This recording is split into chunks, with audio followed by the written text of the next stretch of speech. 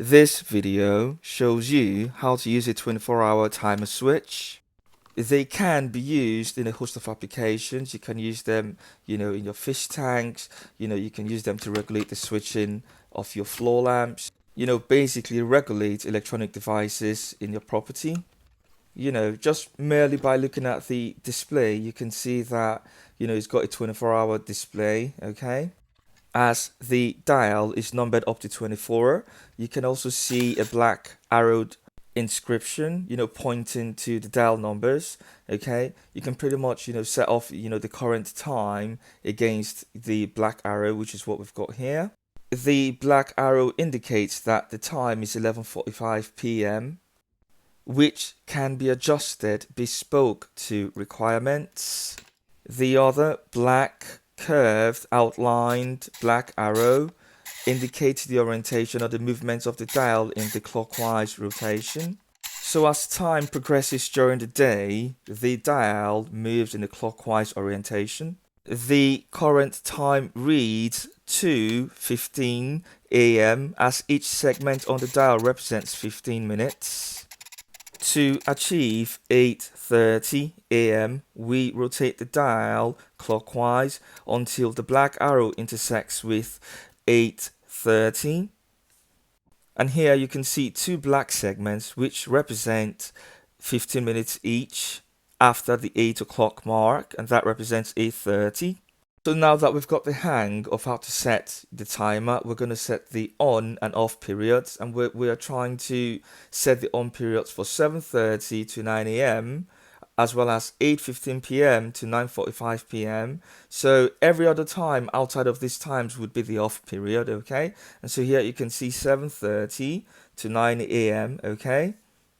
Remember, each black segment represents 15 minutes. And so to activate the timer during its operating period or its on state, you need to press down the black segments, and you can see here between 8:15 p.m. to 9:45 p.m. The segments are pressed down, the 15 minutes interval segments. And now, if I zoom out, you'd probably see where I have pushed down, the black segments just about here, okay?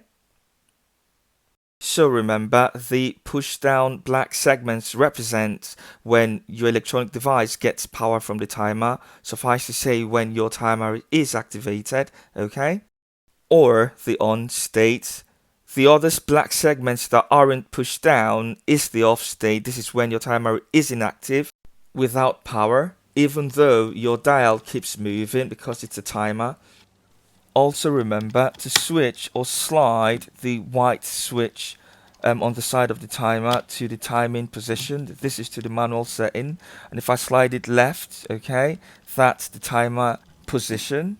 The timer symbol is a clock symbol, whereas the manual symbol is an I symbol.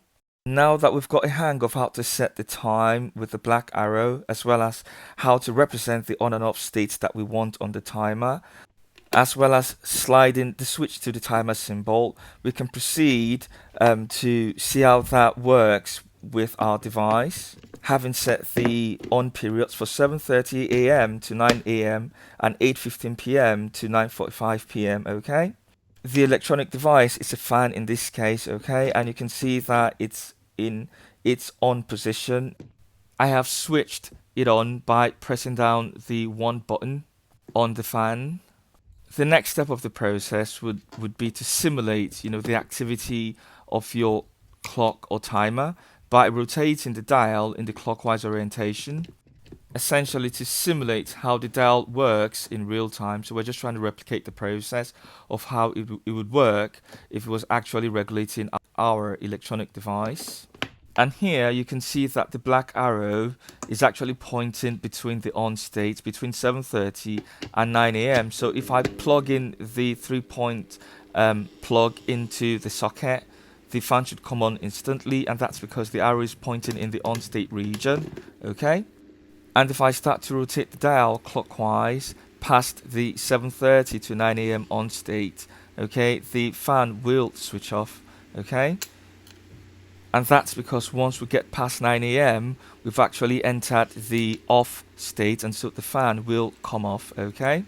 So like I said, let's rotate the dial clockwise and see what happens. Okay, we're going to try to get the dial past the 930 on state and see what happens to the fan if it still rotates. Okay, and you can see as soon as we get past the 9 a.m. mark, the fan, switches off. Okay, so I'll keep rotating the dial up until I get to 8:15, and hopefully the fan should come on, at 8:15 p.m. And as you can see, I am rotating the dial clockwise, and as soon as the black arrow intersects the next on state, which is between 8:15 p.m. to 9:45 p.m., the timer switch should come on. And as you can see, I will be rotating the dial, gradually. And as soon as the black pointed arrow falls within, the specified limits of 8:15 p.m. to 9:45 p.m., the fan will definitely turn on. Okay, and that's what you've got here. And so you can see that the black arrow is between, 8:15 to 9:45 p.m. Okay, so you now understand how it works.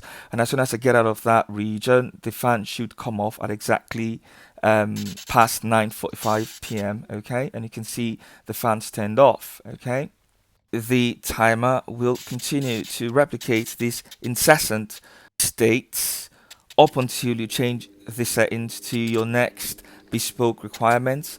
And that's about it, really.